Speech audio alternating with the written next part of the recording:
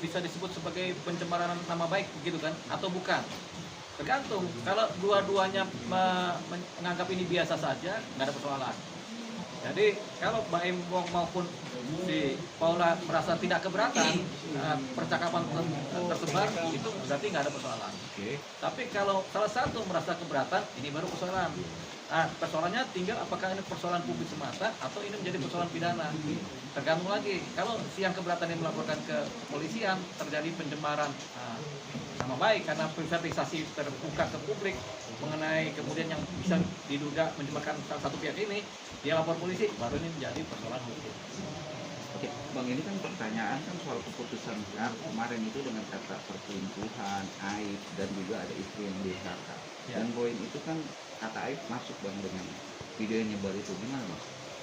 Ya, kalau kemudian kita bisa timbang-timbang secara umum ya, sebenarnya ini agak mencemarkan si Paula kan, begitu. Tapi kalau Paula nggak melaporkan kan berarti bukan menjadi persoalan hukum, karena ini kan delik aduan. Si Paula yang melaporkan, kalau dia nggak melaporkan bukan persoalan hukum. Tapi kalau dia melaporkan yang menjadi ranah pidana dan keberatan, ini menjadi persoalan hukum. Tapi kalau dia laporannya ke Dewan Pers, ini menjadi persoalan pers di mana ada hak jawab, begitu. Jadi ada persoalan hukum, ada persoalan publisistik dunia pers, gitu. Undang-undang pers kan, ada undang-undang hukum yang sifatnya pidana, pers. Nah, sekarang kita lihat Paula melaporkan ke mana ini? Oh, dia melaporkan ke Dewan Pers. Berarti ini menjadi persoalan pers. Artinya tata krama berpers. Apakah kemudian satu atau dua kelompok media ini kemudian dianggap sebagai melanggar undang-undang pers apa tidak? Itu kemudian akan dibahas lewat Dewan Pers. Nanti akan ada teguran administratif tertulis bahkan pencabutan media kalau memang terdaftar di Dewan Pers kan di persnya. Nah, ini menjadi persoalan administratif. Begitu. Persoalan kedua, kepengurusan Dewan Pers dengan anggota-anggotanya. Mungkin juga ada pemberitahuan dari Dewan Pers, oke, untuk masalah ini jangan diekspos karena ini melanggar undang-undang pers. Gitu. Pasti teguran dulu. Nah, ini juga terkait dengan hak jawab. Jadi ketika Paula melaporkan ke Dewan Pers, tentunya nanti ada hak jawab. Ini kemudian dimusyawarahkan, diselesaikan secara adat pers. Gitu. Pasti begitu. Jadi bukan persoalan pidana. Beda kalau Paula melaporkan ini sebagai suatu persoalan pidana. Dia merasa tercemarkan nama baiknya, dilapor ke kepolisian kan, jadi laporan hukum pidana. Bang, tapi pihak Paula sendiri sudah ada wacana untuk melaporkan akun yang menyebarkan. Tapi kan dia lebih ke lapor ke Dewan Pers ya Bang. Ya. Menurut Abang langkahnya benar seperti itu apa lebih baik? Iya, berarti kan dia tidak dalam maksud memidanakan seseorang atau satu subjek hukum yang melapor, yang membuat cerita ini kan. Jadi dia lebih nampaknya lebih berposisi supaya udah laporanlah ke Dewan Pers, lebih bijak lah. Kenapa? Dia beranggapan atau kelompoknya beranggapan bahwasanya ini terkait dengan kebutuhan media pertama. Ini terkait dengan tanggung jawab pers gitu. Jadi karena ini lebih tanggung jawab pers, dia laporkan lah. Tujuannya apa? Cuma teguran aja paling tujuannya si Paul ini. Supaya diteguran ini media ini. Beda kalau dia lapor ke, atau dia wacana, saya lapor ke polisi nih, berarti udah ada niat untuk mempidanakan seseorang karena mempermalukan kan begitu. Atau siapa yang melakukan ini kemudian dipidanakan. Tapi tampaknya belum ke sana. Sepanjang dia belum bikin laporan polisi, kita beranggapan, atau sekarang sepanjang dia baru lapor ke Dewan Pers, berarti dia hanya minta supaya ini ditegur secara administratif oleh Dewan Pers. Wajar paling. Bang, terbaru kan Paula sendiri mengadukan Mbak Imo atas kekerasan gender ya Bang. Iya. Tapi ke Komnas Perempuan, menurut Abang langkahnya lebih baik ke Komnas Perempuan apa langsung pidana sih Bang? Sebenarnya ke Komnas Perempuan itu tujuannya untuk menceritakan banyak hal lewat curhatan. Kemudian akan dijawab oleh Komnas HAM dengan posisi-posisi mana sebaiknya dilakukan. Jadi ketika Paula melaporkan ke Komnas HAM, ini masih sifatnya non litigasi. Ini sifatnya masih bukan posisi hukum, masih sifatnya curhat dan minta tanggapan. Karena sepanjang masanya Komnas Perempuan ini hanya untuk memberikan masukan kepada orang yang menjadi korban, mendampingi, melindungi dan memberikan cerita tentang hak-hak seorang wanita. Tapi kemudian kalau jadi ini masalah hukum, pasti Komnas HAM kalau melihat ini memang ada posisi hukum pidananya, dia akan menyarankan supaya seorang Paula melaporkan ke kepolisian. Dalam maksudnya berarti baru konsultasi ya kalau ke Komnas Perempuan istilahnya. bukan konsultasi juga. Konsultasi pertama iya, kemudian ya, memberikan cerita juga iya, kemudian mendapatkan masukan-masukan dari Komnas Perempuan. Apa sih langkah terbaik yang harus dilakukan oleh saya sebagai pelapor seorang wanita kan gitu kan.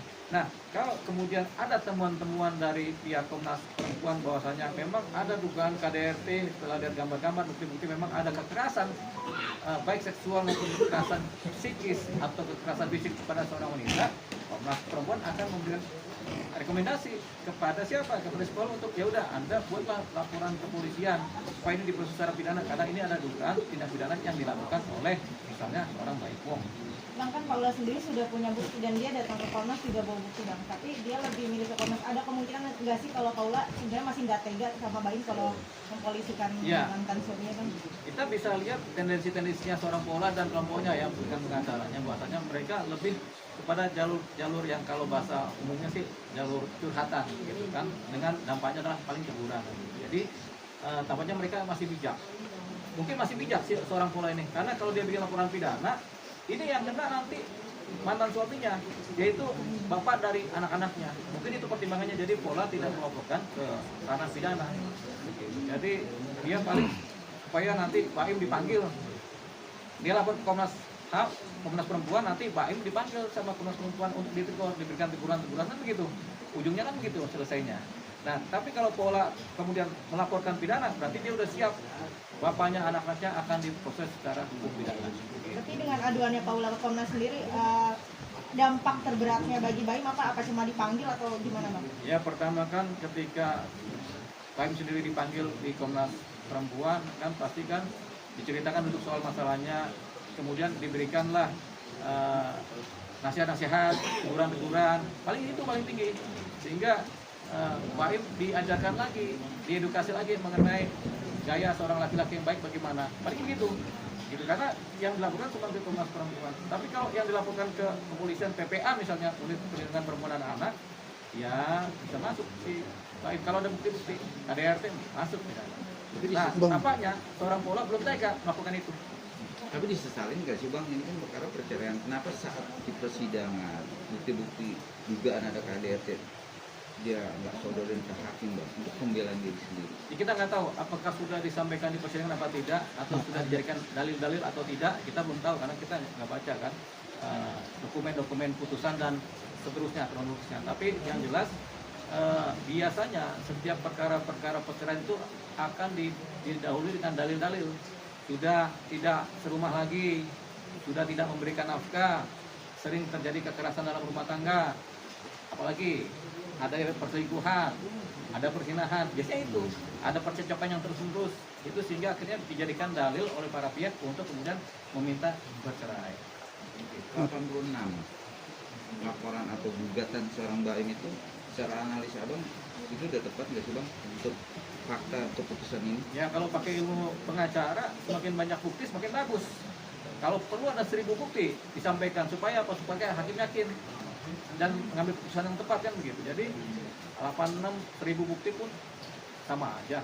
Tapi makin banyak makin bagus kalau pakai ilmu pengacara, ilmu orang bersidang kan. Gitu. Demikian juga Paula, dia akan menyampaikan banyak bukti tentunya. Bukti yang banyak supaya menguatkan posisi dia, dalil-dalil dia dalam kemudian pertarungan di dunia menggugat perceraian. Tapi kan Paula sudah ditolak oleh si Baim, itu artinya kan sebenarnya secara hukum agama sudah terjadi perceraian, sehingga hal lain yang kemudian perlu disahkan secara hukum negara. Begitu. Setelah putus dan inkrah, baru mereka berdua sudah bercerai. Paling itu aja isinya. Publik harus tahu bahwa mereka sudah bercerai supaya apa? Supaya nanti kalau Paula dengan yang lain, dengan ini tidak timbul persoalan-persoalan hukum yang lain.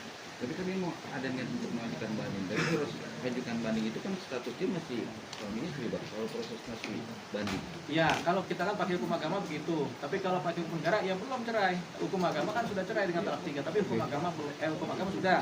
Hukum negara belum. Karena hukum negara terkait dengan catatan sipil kan. Begitu. Terkait juga dengan KTP kan. Begitu. Jadi dengan banding ini mungkin perceraian sudah hukum agama, tapi ini belum selesai, belum inkrah, makanya kemudian ada banding. Tapi kan dulunya banding, apa yang dibandingkan? Nggak jauh dari 3 hal. Pertama mengenai status pengasuhan anak, yang kedua berkemungkinan mengenai harta gonogini antara bersama, Yang ketiga mengenai siapa yang menafkahi anak, berapa nilainya, itu paling begitu, belum putus di situ. Jadi statusnya masih suami istri dalam posisi ini secara negara. Secara negara masih dianggap belum cerai, secara agama dengan talak tiga sudah. Bang Dio, ini kan juga menjadi pro kontra Bang, bukti CCTV terkait perselingkuhan Bang. Iya. Kalau dari segi hukum sendiri perselingkuhan yang benar itu seperti apa Bang sebenarnya? Pertanyaannya apa ada perselingkuhan yang benar? Nah, maksudnya Kriterianya. dari segi hukum Bang. Oh, Itu kan kalau dari CCTV itu kan terlihat jelas hanya depan kamar dan segala macamnya. Ya. Kalau dari segi hukum, Jadi begini, ada perselingkuhan, ada perzinahan. Nah, perselingkuhan itu luas sekali, bundar. Perzinahan itu intinya dari perselingkuhan. Jadi orang berselingkuh belum tentu berzinah, tapi orang berzinah sudah pasti berselingkuh. Gitu. Jadi begini, perzinahan itu ada pasalnya, hukum pidana, KUHP kan. Barang siapa bersetubuh dengan yang bukan pasangannya, gitu kan, yang syah, nah itu dia berzinah namanya. Dia bisa dituntut dengan pasal perzinahan. Tapi perselingkuhan itu lebih luas. Perselingkuhan itu nggak berzinah pun, tapi kalau hati kita suka sama satu orang yang bukan pasangan kita, sudah bisa dianggap berselingkuh. Atau kita chatting-chatting mesra dengan orang lain yang bukan pasangan kita, itu udah berselingkuh, tapi belum berzina. Karena berzina itu harus dibuktikan persetubuhannya seperti apa, di kamarnya bagaimana, ada nggak noda-nodanya, apakah ada bercak-bercak, siapa saksi di dalam kamar, kemudian apakah mereka tidur bareng, kemudian apakah berpakaian apa tidak, itu penentu terjadinya perzinahan. Karena perzinahan itu intinya adalah persetubuhan dengan yang bukan dengan pasangannya. Nah, kalau perselingkuhan lebih luas, makanya kita bilang orang yang berselingkuh belum tentu dia berzina. Tapi orang yang berzina sudah pasti berselingkuh. Karena berselingkuh itu unionnya lebih besar dia. Karena ada chatting, ada suka hati, ada kemudian percakapan yang privat, tapi nggak ada perzinahan begitu. Dia lebih luas. Nah, tapi ada juga yang setelah berselingkuh dia berzina. Gitu. Jadi inti dari perselingkuhan adalah berzina. Tapi perselingkuhan dalam arti luas sendiri adalah ketika kita berpaling dari cinta kita kepada pasangan kita yang sah menjadi kepada pasangan yang lain. Oke.